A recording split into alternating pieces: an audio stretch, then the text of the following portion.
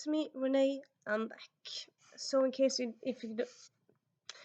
might not know, but today, the 10th of October, is World Health Day. Sorry, World Mental Health Day. So, in uh, in association with that, I've kind of decided to do a little video on books with different mental health aspects. Now, some of these are okay. When I get to them, I'll kind of explain. But yeah, some are You know what? I'm just gonna start as usual. Yeah. So first we have Act Your Age, E. Brown, which in this book both Eve and also Jacob has autism. And autism, it's not a disease. Like before, it used to be thought of as a disease. Now it's more like a diagnosis, or like it's something that's part of you. It makes you not typical, but it's not a disease. But it is kind of something that sets people apart from the majority of people. And it kind of sometimes it can give you anxiety and like make you think about life a bit more than people who don't have autism. So yeah, I'm gonna include it on the list. Uh, yeah, and this is also a very good portrayal of autism. Well, very good. I don't have autism myself, but hey, in case you don't know, if this is your first video by me, I have NLD, which is non-verbal learning disorder, which is similar to autism in a lot of ways. So, like autism, I often there's very few books with NLD representation in it, but autism, I kind of feel like it's been more and more places in books, and yeah, I can really relate to a lot of things that it kind of applies to autism. And yeah, so this book kind of feels very true. Like one of the things that was autism is kind of well known now, but yeah, I mean, if you have autism, often you don't understand clues, you don't understand subtlety, or you don't understand sarcasm, irony. You don't really understand, yeah, all these kind of things that kind of happen while we communicate that are just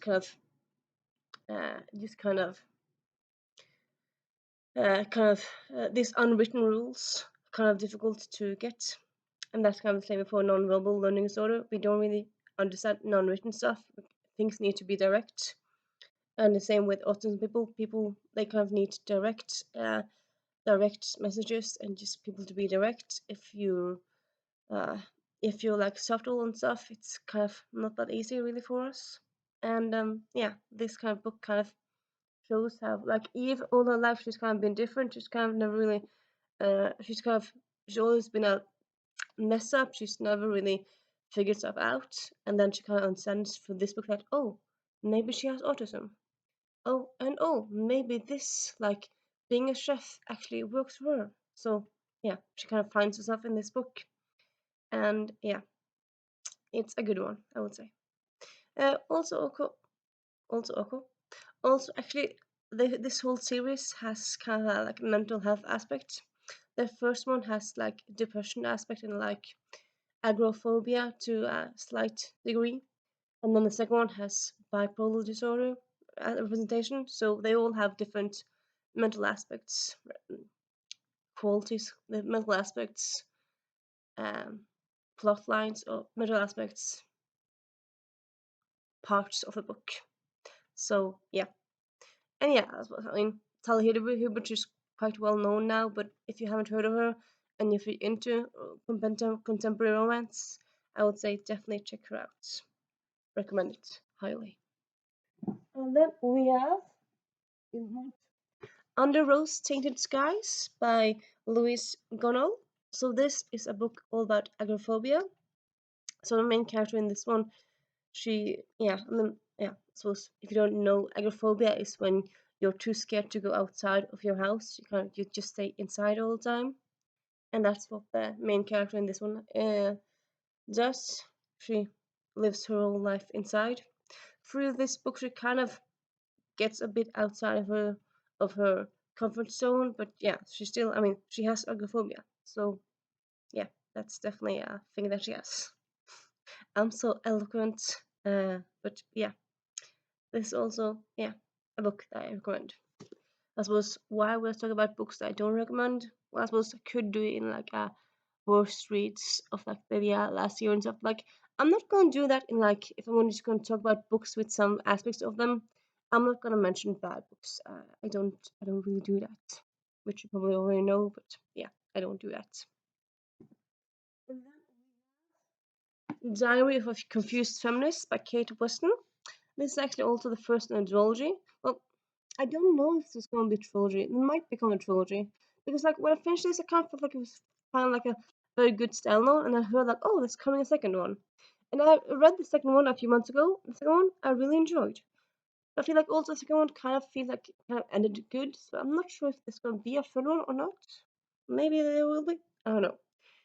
Anyway, this book is all about being feminist in your teen years, but also the main character, Kat, she discovers that she has anxiety. So after a while, she goes to a shrink because she needs help with the anxiety.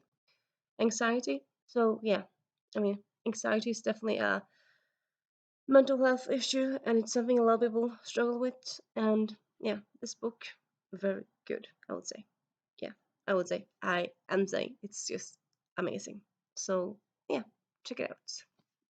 And then we have now this is as I said, like some of these books are like on the edge because it's like, I mean, it's World Mental Health Day, and when you think mental health, you kind of think like depression or like uh, depression or schizophrenia or Alzheimer's or like stuff that's kind of going on like mentally in your head. But like when people do like for example, I would say also like mental health. They probably also like you could also talk about if you have a low self conscious, if you're lonely, like it's not just the diagnosed parts of the mental health aspect of the world of health. But yeah. So yeah, we have now Prawn Theory by Anne Labar. This is, as far as I know, the only book with on-page non-verbal learning disorder representation. I mean, it's been around for like 50 years, probably more. But yeah, do we have representation? No, we don't, except this book. And yeah, did I love this book? No, I didn't, but I'll still talk about it when I need, like when it feels prudent, because yeah, it just kind of, it's kind of, I would say like it does kind of portray how it is to have an LD. Of course, yeah, people with LD aren't similar. I mean, it's just like when with everything else. Like if you meet someone with LD, you have met one type of person with LD. You have met all of us, and people are different. But a lot of the things that Iris did in this book, I could relate to so much. And yeah, I kind of feel like, I mean, even though I didn't love this book, I would still say like it's a book I kind of would recommend because it is an enjoyable read, except like the annoying parts. But like for the most part, it's an enjoyable, informative, but also entertaining read. So yeah. And also, this came out 2 years ago now. I don't haven't heard anything more about this author. So if people didn't buy this book, I suppose maybe sometimes people have years before they put out a new book. I'm not sure because I do know that this book is her debut book. Like often you hear like when the first books come out, you often immediately hear about the new book, the second book. Never heard about the second book for this author, so that's interesting. But yeah, and then we have well, we have two more books, and they're kind of in the same vein. The book about autism. So I'm gonna mention them together. But yeah, so this is a non-fiction book. Well, this is fiction book. Odd Girl Out is an autobiography about Laura James. She's in her 40s and she's kind of recently been diagnosed with autism. And this kind of tells a story about a year or, well, a year or two in her life, like when she just kind of realizing, okay, it's autism that I have. It's autism that's kind of the reason why I'm so weird. Even though, like, I mean, people with autism are like, not everyone are weird, and like people can be weird without having autism, but yeah, you know.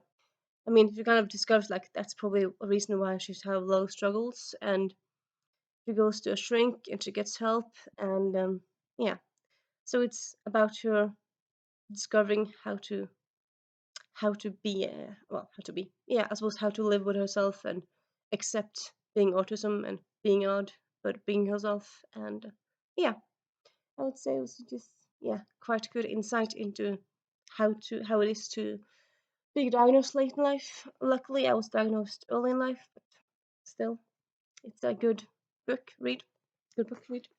And then we have A Viral Nation, actually a dystopian book, which I don't really read that many of those, but this dystopian book has a protagonist, main character, that has autism, which I mean you have more and more of those, but people with autism in fantasy books or like non-contemporary books, I feel like there's still people still like things you can kind of one hand. So yeah, I very much enjoy this one. I also believe there's some time travel in there. I don't quite remember. It's been a while since I read it, but I do remember really enjoying it. There's also a sequel to it. I have not gotten to yet, but yeah. And so that's kind of my little recommendation on books with mental health aspects. So these are those books. Well, and then no, and then Audio Aloud.